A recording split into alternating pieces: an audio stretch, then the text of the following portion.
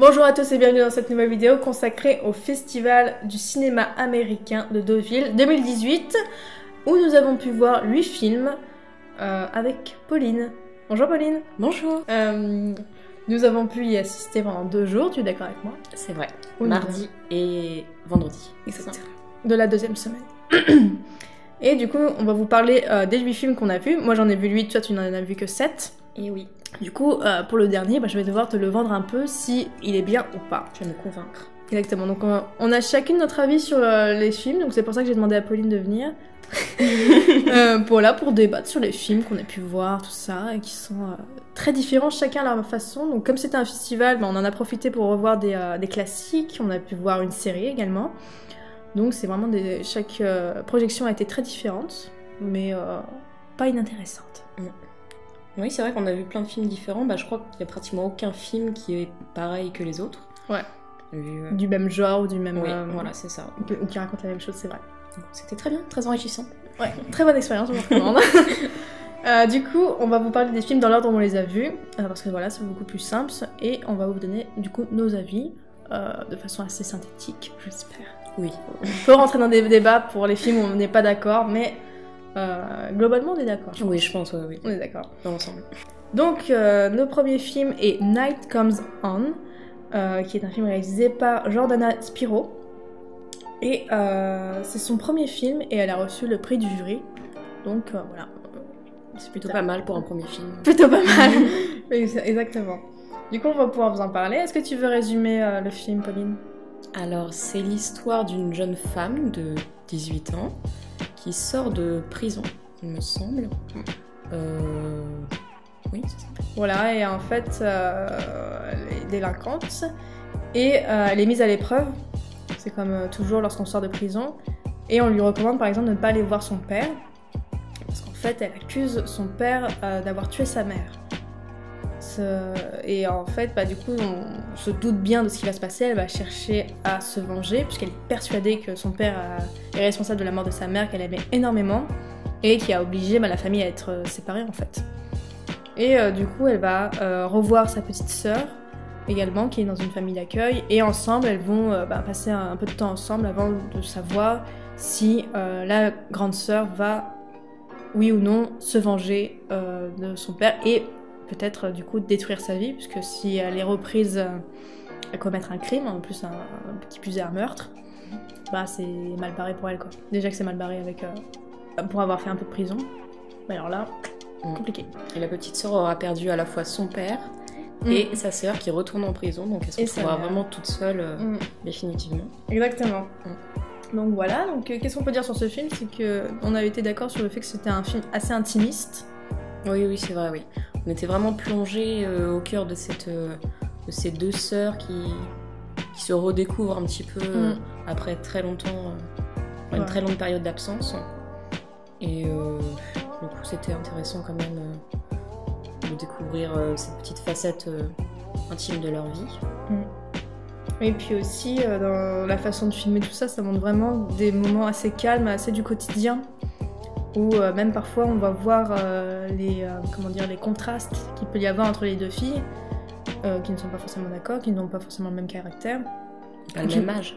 Pas le même âge aussi, c'est surtout ça. Il y en a une qui veut avoir sa sœur à ses côtés et un avenir avec elle, tandis que l'autre, elle est tiraillée en fait entre sa petite sœur, qui lui souhaite une vie normale, et sa vengeance en fait.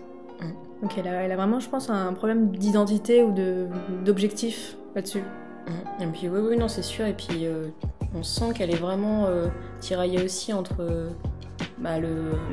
le monde de l'enfance et d'adulte aussi, parce qu'elle essaie d'avoir le plus de responsabilités possible vis-à-vis de sa petite sœur, mais en même temps elle réagit encore quelquefois comme une enfant face à l'autorité principalement. C'est sûr.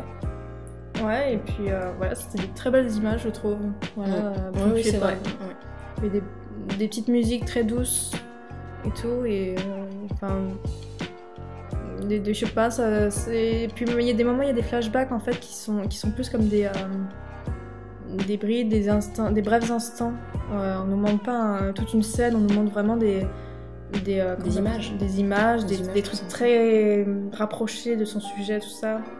Je trouve que ça apporte beaucoup de poésie dans un film qui a pas beaucoup de budget, qui en soi raconte pas quelque chose d'exceptionnel par son scénario, mais qui raconte, mais qui transmet quand même des émotions. Oui, c'est vrai.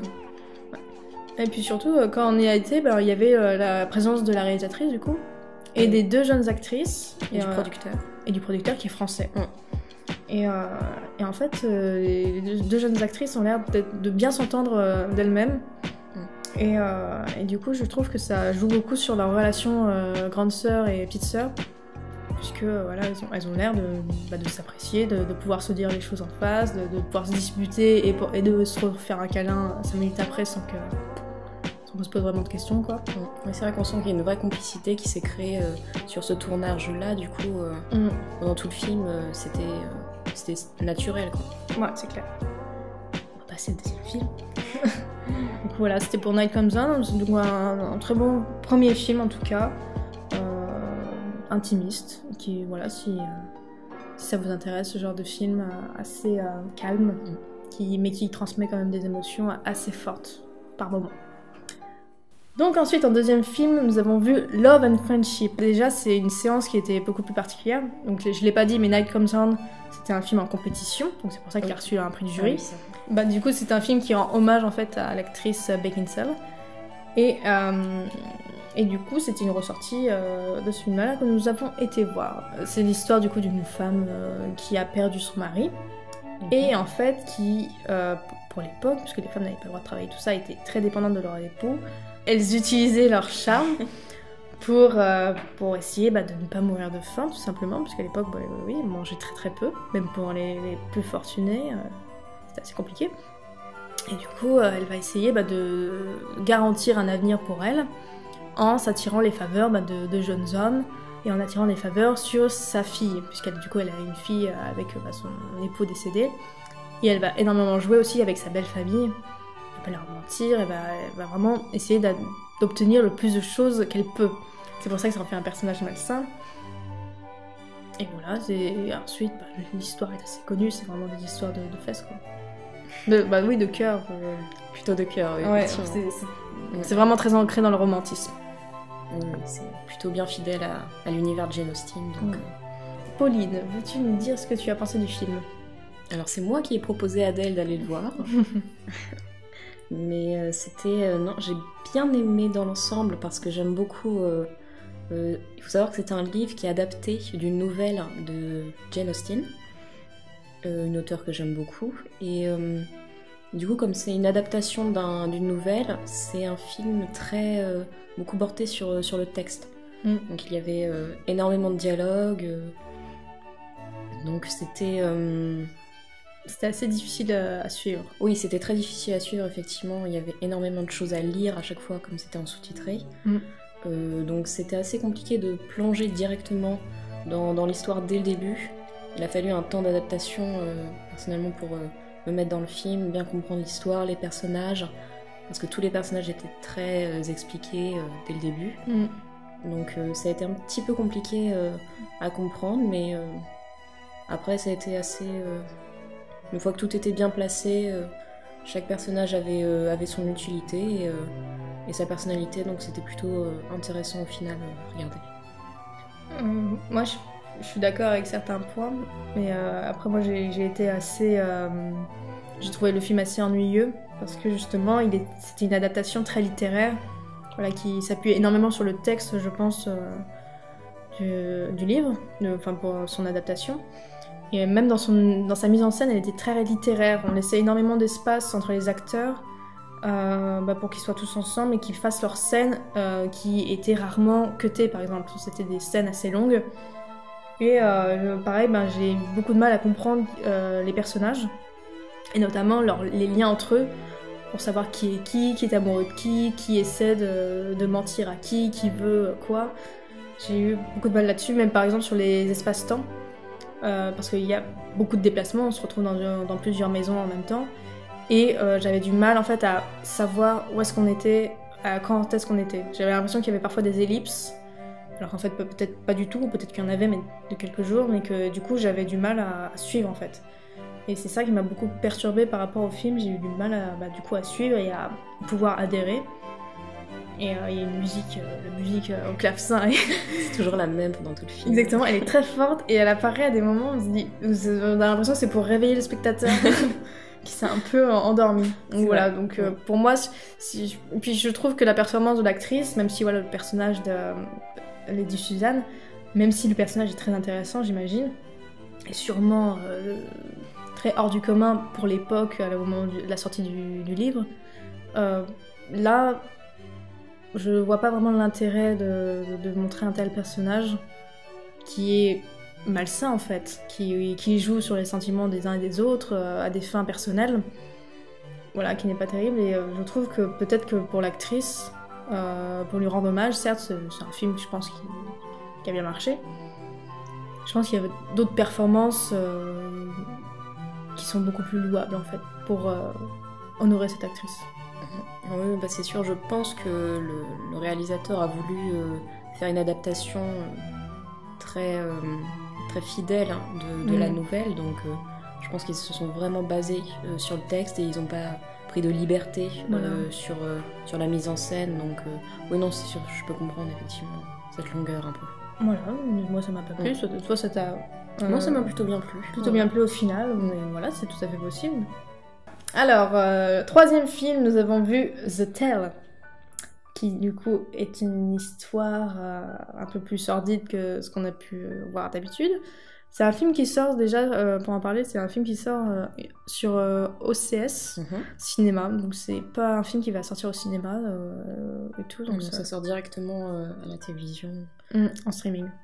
C'est sorti d'ailleurs le 8 septembre. Ouais. Déjà, si vous pouvez le regarder. Exactement, donc c'est un film qui raconte l'histoire de la réalisatrice, Jennifer Fox, du coup, qui raconte son histoire, qui s'est produite lorsqu'elle avait 40 ans, j'imagine, 40-45 ans. En fait, sa mère lui a retrouvé pour elle un vieux texte qu'elle avait écrit lorsqu'elle était au collège, lorsqu'elle avait 13 ans. Et en fait, sa mère va être complètement choquée. Et au début, en fait, on va vraiment avoir un flou sur pourquoi sa mère est autant choquée par cette histoire qu'elle raconte, où elle lui demande mais est-ce que c'est vrai, et le personnage principal va être assez évasif là-dessus. Et en fait, on va très vite se rendre compte que l'histoire qu'elle a racontée est assez sordide, puisqu'en fait, elle raconte tout simplement une histoire d'amour à ses yeux. Lorsqu'elle avait 13 ans, pour elle, c'était une histoire d'amour avec un homme beaucoup plus âgé, de genre 40 ans. Donc il y a un espace qui est assez... il y a un écart qui n'est pas négligeable, et surtout, à l'époque, elle avait 13 ans. Et en fait, ce qui est intéressant, je trouve, dans ce film-là, c'est que c'est un film qui parle beaucoup des faux souvenirs qu'on peut avoir. Où on se dit, bah non, à l'époque, j'étais plus âgée et tout ça. Et du coup, ça change la perspective, puisqu'elle pensait qu'elle avait 16 ans. Donc bon, 16 ans... voilà, même pour 16 ans, c'est chaud de vivre une histoire comme ça, mais on nous montre les premiers flashbacks qu'on a sur cette histoire-là, parce que du coup, on suit le personnage principal dans son présent, donc, lorsqu'elle a 45 ans, et on revoit du coup des flashbacks où, au début, elle pensait qu'elle avait, qu'elle avait 16 ans, donc elle faisait beaucoup plus femme et beaucoup plus adulte. Et en fait, quand elle va s'apercevoir que sur les photos de cette époque-là, elle faisait vraiment gamine, ça va complètement en fait la chambouler et remettre tout en question là-dessus. Et elle va chercher en fait des témoignages de personnes qui ont vécu le même été qu'elle avec ces personnes-là. Et elle va au fur et à mesure en fait faire une enquête sur elle-même et sur une histoire de pédophilie en fait. Elle va complètement replonger dans son passé, un passé qu'elle avait choisi d'oublier un peu, ouais. Parce que à partir du moment où ça s'est passé, elle n'en a plus jamais parlé. Donc c'est vrai que ça met beaucoup de temps à arriver. Mais ça joue là-dessus, ça joue sur un suspense, oui, en fait, sur une montée. Ils jouent beaucoup sur le fait qu'on se demande vraiment que contient le texte qu'a lu sa mère. Et aussi, on n'a aussi pas vraiment envie de savoir. Au bout d'un moment, c'est vrai que quand on commence à avoir des doutes sur le personnage masculin qui va finir par abuser d'elle, on n'a pas trop envie que ça arrive, donc on est un peu comme elle, on est un peu dans le déni au final. Ouais, c'est ça, c'est exactement ça, c'est qu'on commence à avoir nos théories et on se dit mais non, ça peut pas aller jusque-là. Voilà. Et en fait si, complètement. Et l'histoire entre la gamine et l'adulte, lorsqu'elle est petite, elle le perçoit vraiment comme une histoire d'amour. Voilà, il lui dit qu'elle l'aime, tout ça. En soi, elle subit pas de violence. Non, oui, c'est vrai que... Mais elle est complètement, en fait, manipulée. Et elle s'auto-persuade que non, elle n'est pas manipulée puisqu'elle est amoureuse. Alors que non, il y a des lois là-dessus, il y a des trucs qui font que le mec est malade. C'est ça, mais ce qui est un peu particulier, c'est qu'elle le vit vraiment comme son premier amour, comme si elle avait un petit copain, mais elle comprend quand même qu'il faut pas en parler, qu'il faut en parler à personne, que c'est vraiment leur secret. Et du coup, c'est vrai que on a l'impression qu'elle est au courant, mais qu'elle se le cache vraiment, qu'elle veut que ça reste vraiment quelque chose de secret, quelque chose à eux deux. D'un peu précieux. De précieux, oui, voilà, effectivement, oui, comme un premier amour, donc... C'est vrai que replonger dans ce passé-là, ça a dû être assez douloureux aussi pour la réalisatrice. Ouais, et c'est ça qui est aussi le plus sordide. C'est que moi, je n'avais pas vu au début, dans le film, que c'était le nom de la réalisatrice. C'est vraiment au dernier moment où, quand on voit le générique, on voit que c'est dirigé et écrit par Jennifer Fox. C'est là où on se dit, cette histoire n'est pas inventée. Cette histoire est vraie, et c'est d'autant plus glauque en fait. Puisque, c'est terrible, tout simplement. C'est quelque chose qui est vraiment arrivé. Donc, donc on peut pas se rassurer en se disant non, c'est une fiction. Oui, voilà, c'est ça. La personne qui vous la raconte, elle l'a vraiment vécu. Du coup, la réalisatrice a un courage incroyable pour ce film-là, de vraiment se mettre à nu complètement dans ce film-là, raconter quelque chose d'aussi personnel, comme une thérapie en fait. Exactement. Et ce qui est intéressant, c'est qu'elle se parle à elle-même. Il y a des scènes où en fait on voit du coup l'actrice principale à 45 ans et aussi elle-même mais en plus petite à 13 ans. Et elle se parle parfois et parfois même l'enfant de 13 ans répond à elle-même, plus vieille, qui normalement est beaucoup plus mûre, beaucoup plus sage. Et la gamine agit comme si elle savait, comme si elle l'a toujours su. Et du coup ça complexifie beaucoup plus le personnage. Ah oui, non, c'est vrai, c'est exactement ça. Elle se ment depuis le début, elle le sait et elle peut pas faire autrement en fait. Moi j'avais plutôt aimé, même si l'histoire fait que oui, c'est vrai. Oui. C'est glauque. On n'a pas trop envie d'aimer un film comme ça, mais pour le coup, faut vraiment se baser sur la réalisation, sur le courage qu'a eu l'actrice. Et non, du coup, ça reste quand même un film incroyable. Oui, c'est un film, je pense, qui est intéressant à voir. Oui. Surtout pour le côté introspection. Et il faut se souvenir qu'on peut avoir nous-mêmes. On se rend pas compte, des fois on retombe sur des photos de nous-mêmes et on se dit tu ressembles à ça un jour, j'étais aussi petit, c'est fou. Oui. Donc un bon film à voir si vous avez l'occasion. Puis faire une espèce de prévention pour d'autres personnes, disant que ça peut arriver dans des colonies de vacances en tout genre. Oui, et puis de tout... Je sais pas comment dire, mais... faire attention à leurs enfants. Je pense que ça a beaucoup parlé à des parents, surtout. Oui, qui veulent protéger, qui veulent faire attention. Oui, voilà. Faites attention. Alors, 4e film, nous avons vu une ressortie encore pour, cette fois-ci, Morgan Freeman. On a d'ailleurs une petite vidéo pour vous où l'on voit Morgan Freeman sortir d'une voiture. Si ça vous intéresse, on a eu cet honneur. Ouais.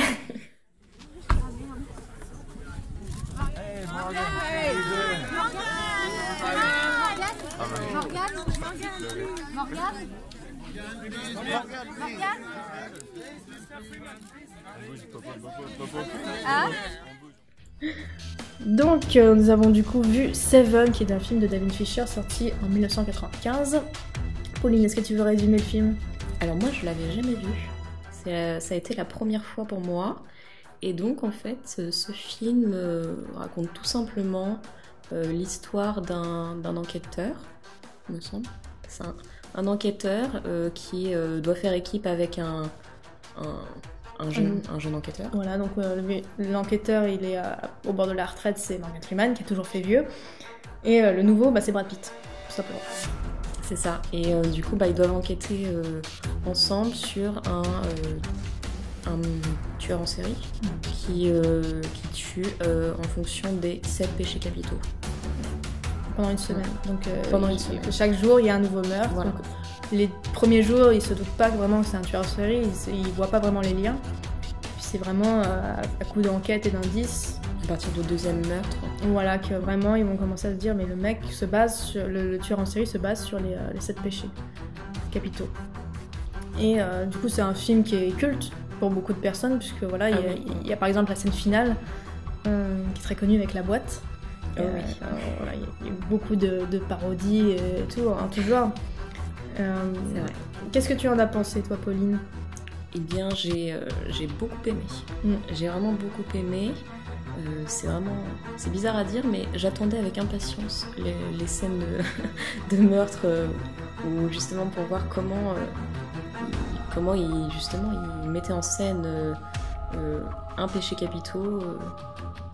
C'était surprenant à chaque fois, et c'est vrai que dès le début on plonge dedans, et puis c'est angoissant un petit peu, c'est oppressant, et c'est poignant.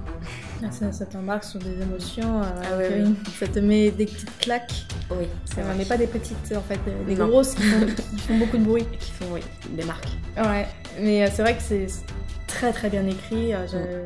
Vraiment le scénario. Oui, on a vraiment l'impression que c'est une adaptation d'un roman policier qui a cartonné, puisque c'est très très bien écrit, c'est très ingénieux, et la filmographie, la mise en scène, tout ça est complètement folle. Mais il y a énormément d'analyses qui existent sur ce film, qui sont disponibles même sur internet, où on explique pourquoi David Fincher a fait ce montage-là, ce type de truc, ce type de choix. Et même le choix de l'acteur qui interprète le tueur en série. Je trouve qu'il n'est pas anodin, sans vouloir le révéler, par rapport à ce qui se passe aujourd'hui. Oui, c'est vrai, parce qu'il représente un peu ce monsieur tout le monde, en fait. On pourrait le croiser dans la rue, sans souci, sans se poser de questions, et puis du coup, il est inattendu au final. Ah oui, c'est vraiment... Et il est... L'acteur qui joue le tueur n'est pas annoncé dans le générique de début, alors que d'habitude, on balance les noms des plus grosses stars. Et il était connu à l'époque. Et du coup, c'est vrai que quand on le reconnaît, ça fait bizarre, on s'y attend pas. Oui, c'est vrai, oui, effectivement. Et je trouve vraiment que c'est une ambiance très très austère, par contre, c'est pas austère, non, morbide. Oui. Parce qu'il y a beaucoup de violence, il y a beaucoup de scènes d'action, de meurtres, de scènes de crime. Oui, il y a des meurtres qui sont plus assez sordides. Extrêmement glauques. Ouais, avec vraiment des mises en scène. Presque, moi ça me faisait penser à une peinture à chaque fois. Dès qu'on arrivait dans une nouvelle pièce où il y avait eu un meurtre, on pensait vraiment que c'était une toile peinte, tellement que c'était parfaitement, tout était parfaitement bien mis en place.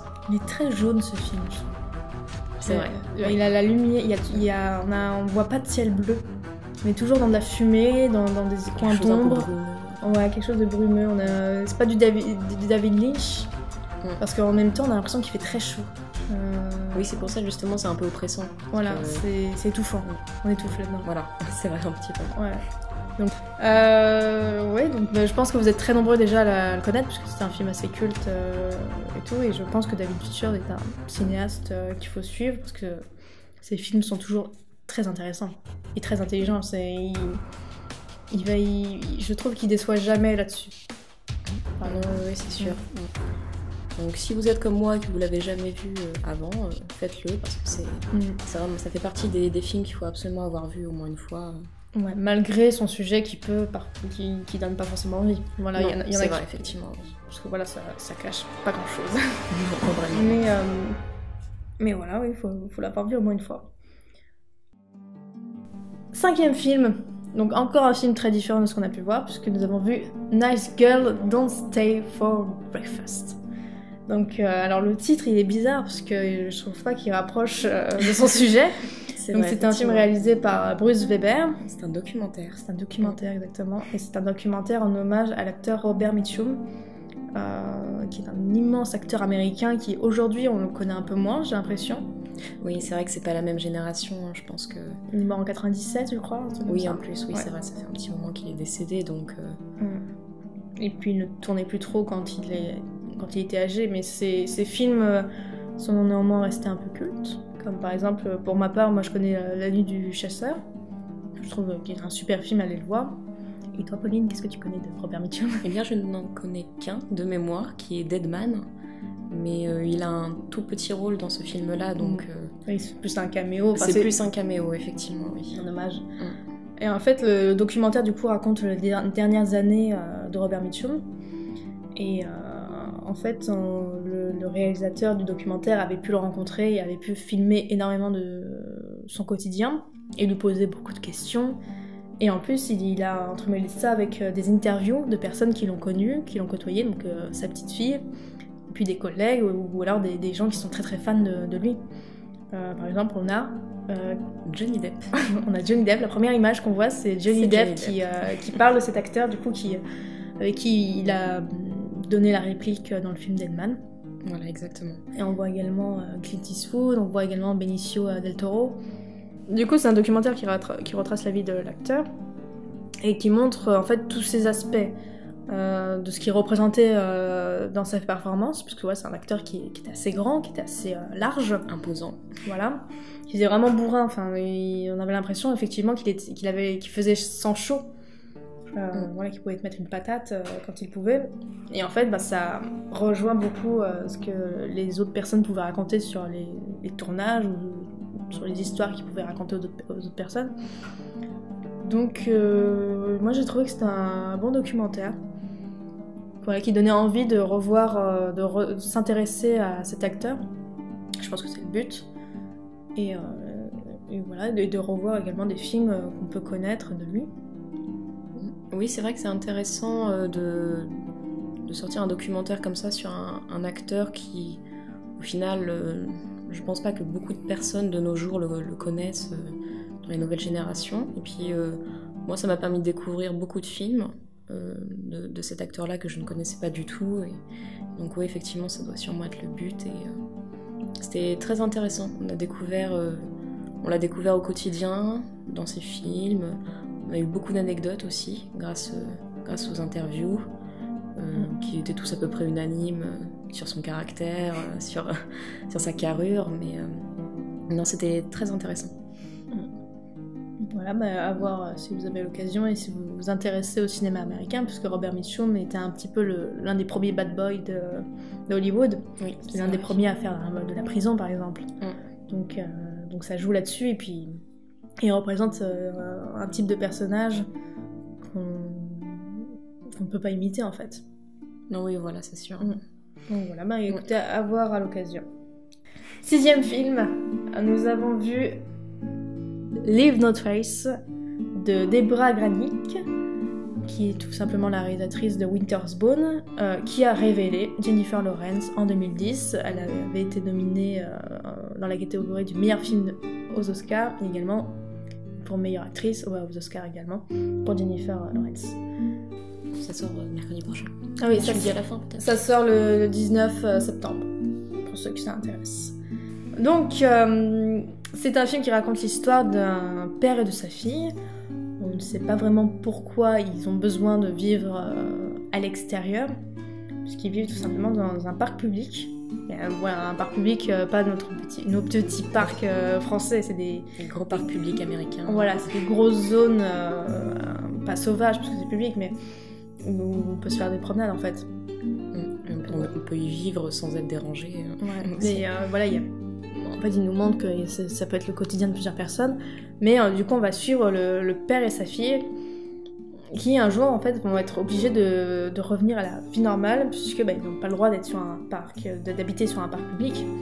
Du coup, ils se retrouvent avec une association qui va leur chercher un nouveau logement, mais on va découvrir en fait que le père et la fille, même s'ils s'aiment énormément, ils n'ont pas les mêmes objectifs et les mêmes envies. Le père veut vraiment se couper de la civilisation, de la société, être vraiment le plus loin du monde. Et tandis que la fille s'adapte beaucoup plus facilement, on va dire, à chacun des nouveaux lieux. Ils vont se déplacer dans la forêt, elle dit qu'elle y est très bien. Et lorsqu'ils se retrouvent dans une maison, elle dit qu'elle y est très bien. Et à nouveau, lorsqu'ils se redéplacent et tout. Et on sent vraiment qu'elle a de plus en plus de mal en fait, à suivre son père dans son aventure. En tout cas. Oui, c'est vrai, effectivement. On sent que lui, il veut à tout prix être à l'écart totalement de cette société qui est dictée par des choses qui révulsent. Administratif. Il a peur de l'administration. C'est ça, toute la technologie, tout ça, il ne supporte pas. Et ils ont été contraints, entre guillemets, à s'adapter à cette vie. Ils ont été logés un peu par force. Et donc, lui, à tout prix, il veut en repartir, alors que elle, finalement, elle s'adapte très facilement à chaque endroit qu'il visite. Et, Pourquoi tu répètes ce que je dis? Oui, c'est vrai que je répète ce que tu dis. C'est pas grave. Parce que c'est très juste. C'est très juste. Moi, j'ai eu du mal avec le film. Je l'ai trouvé très lent. Et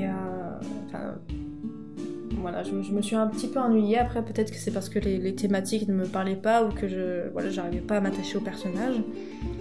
Mais c'est un film qui travaille beaucoup sur la nature. Voilà, énormément à l'extérieur. Il y avait très peu de dialogue, effectivement.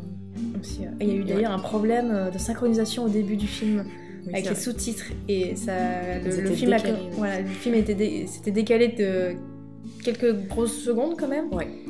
Du coup, c'était pas très agréable. On a eu un peu peur que ça fasse ça pendant tout le film. Et en fait, non, ils ont dû régler le problème dans les coulisses. Et voilà. Donc toi, qu'est-ce que tu as pensé du film ? Eh bien, pour le coup, oui, c'est vrai que c'était pas trop compliqué de suivre les dialogues parce qu'il y en avait pas énormément. Non, du coup, non, c'était assez intéressant quand même de suivre la façon dont un homme peut vraiment vivre à l'écart de cette société moderne.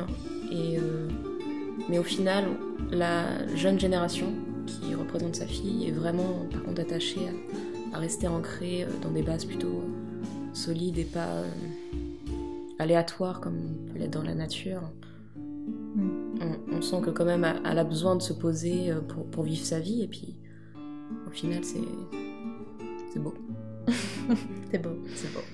Moi j'ai eu du mal parce qu'en fait je trouvais que le film ne me procurait pas d'émotion en fait. Je trouvais que le père était très fermé et que la fille ne dégageait pas d'émotion en fait. Voilà, je trouve que ce film ne m'a pas transcender ou procurer quoi que ce soit. Après, je peux comprendre que ça se trouve c'est les thématiques, je n'ai pas accroché parce que voilà, ça peut être comme ça, mais voilà, j'ai pas trop d'avis vraiment positif, on va dire. C'est pas négatif non plus, parce que voilà, je ne pense pas que le film soit mauvais. Mais voilà, pour moi c'est... Oui, c'est vrai que le personnage est vraiment très très fermé. Parce qu'on sent qu'il a quand même un passé assez douloureux. Donc ça peut en soi se comprendre, mais c'est vrai que du coup c'est pas très agréable à regarder. Et la fille ne fait que suivre son père, donc elle est un peu sa copie en plus jeune. Donc effectivement du coup ça fait deux personnages assez fermés, donc c'est un peu compliqué de les suivre pendant tout le film. Mais non, c'est vrai que c'était pas le meilleur film, je pense, qu'on ait vu du festival. Non. Mais c'était quand même aussi intéressant, c'était différent, c'était en pleine nature, principalement. Donc, Mais c'est marrant parce que Winter's Bone, ça fait longtemps que je l'ai vu, mais on retrouve ce côté débrouillard dans la nature. Mais chez Winter's Bone, c'était beaucoup plus sombre et je me souviens plus de la relation qu'elle a avec son père. Je crois qu'il est décédé. Ou alors qu'il est parti, ou que voilà, c'est très violent, c'est pas du tout une complice ou joyeux. Et on avait du coup Jennifer Lawrence qui était qui était très dans la nature, qui était très seule et qui a essayé de se débrouiller seule face au monde, dans un univers très loin des citadelles. Voilà. Bon, on va passer au 7e film, qui n'en est pas un, puisqu'il s'agit de Condor, qui est une série. Qui est une adaptation du livre Les 6 jours du Condor, et du coup un remake du film Les 3 jours du Condor avec Robert Redford, réalisé par Sidney Pollack, qui est un classique qu'il faut avoir vu, je pense. Et du coup dans cette série nous avons un acteur connu, William Hurt, voilà, que vous avez forcément déjà vu quelque part, même dans Avengers Infinity War. Forcément. Et Brendan Fraser, qui était surtout connu pour avoir joué dans les Looney Tunes Place à l'action, dans La Momie. Il a beaucoup fait de comédie, je trouve. C'est assez déroutant de le voir dans une série beaucoup plus sérieuse, on va dire. Oui, c'est vrai qu'il est principalement connu pour ses comédies ou pour... Film d'action, un petit peu, ouais. Enfin, La Momie, je pense que c'est son plus grand succès. Donc, non, c'est vrai que c'est intéressant du coup de le voir dans un registre assez différent. Ouais. Très différent même. Donc on suit le John Turner qui est un analyste de la CIA qui est responsable d'un algorithme qui est capable de repérer des menaces potentielles pour déjouer des attaques terroristes. Donc c'est en plein dans notre actualité. Et en fait il va se retrouver sans le savoir dans un complot. Voilà, il y a des gens qui vont assassiner toute son équipe d'analystes. Et il va être traqué, tout ça, et il va devoir se faire une course contre la montre pour déjà se sauver, comprendre ce qui se passe et essayer de mettre au jour un réseau d'espions infiltrés au cœur même de l'agence. Et du coup, c'est vraiment une adaptation d'une œuvre qui est importante dans les thèmes complotistes, en fait, de conspiration, tout ça. Donc si ça vous intéresse, vous allez être servi, puisque déjà le bouquin de base est une référence, le film de Sidney Pollack est une référence, donc la série est très intéressante, puisque elle modernise beaucoup son propos, puisqu'on va retrouver du coup toute la modernité de la technologie. Donc le fait de pouvoir espionner les gens avec les téléphones, avec des émetteurs, des GPS, des caméras de surveillance, tout ça, et le fait qu'on puisse faire passer une information très très vite à d'autres personnes. Et du coup, moi j'ai beaucoup aimé. Voilà. Qu'est-ce que tu en as pensé toi, Pauline ? J'ai beaucoup aimé aussi. Je connaissais pas du tout le film, enfin le livre de base. C'était vraiment très intéressant. C'était donc très moderne, très porté sur... J'allais redire exactement ce que tu avais dit. C'est pas grave. Sinon, je pourrais dire d'autres... on pourrait dire que... On est plongé vraiment au cœur de secrets américains, vraiment très cachés. Il faut... Et puis en plus, c'est une série, donc on a vu que le début. Donc ça, vraiment, les gens dans la salle avaient très envie de voir la suite, puisqu'on a vu que les 2 premiers épisodes qui nous présentaient du coup tous les personnages importants. Je faisais une mise en situation de la série, donc c'est vrai que c'est... du coup, on a plein de questions qui n'ont pas de réponse et qui peut-être n'auront pas de réponse dans les prochains épisodes, donc ça serait très frustrant. C'est ça, exactement. Et vraiment, c'est une très bonne série qu'on peut vous recommander pour type espionnage, action, complotiste. Très palpitante, avec beaucoup de rebondissements. Ouais, puis avec beaucoup d'acteurs inconnus en France. Du moins, moi, je les connaissais pas du tout. Pratiquement tous. Pratiquement tous, à part ceux qu'on a cités. Oui. Mais du coup, voilà, c'est une bonne série et qui peut-être n'aura pas le même écho en France, justement. Elle sera pas aussi connue qu'aux États-Unis. Et c'est bien dommage, parce que voilà, une bonne série à regarder, c'est quand même dommage. Non, oui, c'est vrai. De la louper. On l'a vu dans de bonnes conditions en plus. Ouais, voilà, voir une série au cinéma, c'est vraiment assez unique. Ouais. Bon, allez, on va passer maintenant au 8e et dernier film. Donc là, Pauline, tu vas pas parler, puisque du coup, tu n'as pas vu ce film-là. Effectivement. Et je vais pouvoir en parler très très longtemps. Donc, c'est Line of Fire, une réalisation de Joseph Kosinski, qui a réalisé Oblivion, Tron l'héritage, et qui actuellement est en train de réaliser du coup la suite de Top Gun. Donc voilà, c'est un réalisateur que je pense qu'il faut un peu suivre, parce que voilà, il commence à faire parler de lui. Du coup, l'histoire, c'est celle d'un groupe de hotshots. Donc les hotshots, c'est une sorte de pompiers de la nature qui vont en fait s'occuper de tous les feux d'incendie de forêt, tout ça. Et ça va être très intéressant puisque c'est le film montre l'histoire des premiers hotshots municipaux. D'habitude, c'est l'État qui fournit les équipes, tout ça. Et là, on est vraiment dans un coin où il y a souvent des incendies, puisque là, c'est très aride. Et du coup, ils arrivent à débloquer de l'argent pour pouvoir créer leur propre équipe de hotshots. Et en fait, ça va vraiment être une équipe très solide entre eux, très forte. Ils ont beaucoup d'interactions, d'humour ensemble. Et c'est ça qui les rend attachants. Parce qu'on découvre leurs défauts, ils ont chacun leur personnalité, ils se charrient énormément entre eux. Et le personnage qui est joué par Max Taylor, c'est en fait un junkie à la base, qui fait pas grand chose de sa vie, et qui apprend un jour que son ex-petite copine est enceinte. Et du coup, il commence à se dire il faut que je sois responsable, parce que la mère de son enfant ne veut pas vivre avec lui. Donc du coup, il est un peu triste. Et il va essayer du coup de se responsabiliser en intégrant du coup les hotshots. Et ce qu'il faut savoir sur ce film, c'est que ça raconte une histoire vraie, que je ne vais pas révéler. Parce que nous, quand on l'a vu, on ne savait pas du tout ce qui se passait, même si on pouvait s'en douter vers la fin. Et le film est très très beau, je trouve, visuellement, puisque on suit, du coup, ça s'appelle les pompiers, mais c'est pas des pompiers, mais voilà, ils gèrent des incendies qui sont gigantesques, on se rend pas compte, mais un incendie de forêt, ça peut atteindre des centaines de degrés. Vraiment, ça peut devenir très très dangereux, et parfois il y a des feux qui sont vraiment bougés par les vents, ou l'inclination du terrain, si c'est plus ou moins aride. Et comme le dit un des pompiers, il voit, quand il regarde un champ de forêt, il voit que du combustible en fait. Il n'arrive plus à voir la beauté de la nature, il voit que la possibilité d'un immense incendie qui pourrait être créé. Et des fois, il y a des villes qui sont en danger, il faut les évacuer, il y a des maisons qui sont détruites. Donc c'est vraiment des catastrophes naturelles qu'il faut gérer. Donc c'est l'homme contre la nature, on va dire. Et ce qui est intéressant, c'est que ces hommes font un métier très dangereux et qui met à mal leur vie de famille en fait. Donc ils sont vraiment tiraillés entre leur passion pour le métier, parce que voilà, ça crée quand même des sensations assez hors du commun. Ils voient des images que personne ne voit, ils sont plus près de quelque chose de très très dangereux. Ils mettent leur vie en danger tous les jours. Donc... pas tous les jours, mais voilà, on les appelle pour des incendies, ils sont au taquet. Et vraiment, pour revenir là-dessus, c'est une histoire vraie. Donc je ne veux pas révéler ce qui se passe, mais vraiment, dans la salle, il y a eu quelques petites larmes. Donc c'est assez difficile. Et puis ouais, les personnages sont très bien écrits, on a vraiment envie de les suivre et tout. Et c'était vraiment...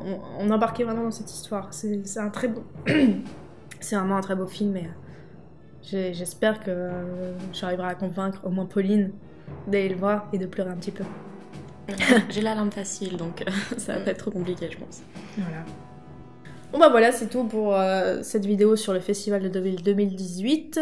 Du coup, pour ma part, le film que j'ai préféré, c'est Line of Fire. Du coup, voilà, c'est le dernier exactement, mais c'était pour moi le meilleur.